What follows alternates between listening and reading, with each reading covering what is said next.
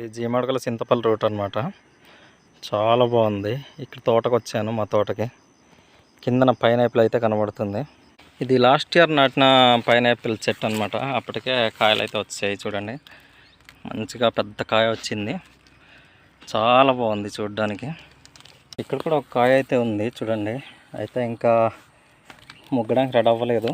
మళ్ళీ ఇక్కడ కూడా ఉంది చూడండి. ఇదిగోండి, చాలా బాగుంది.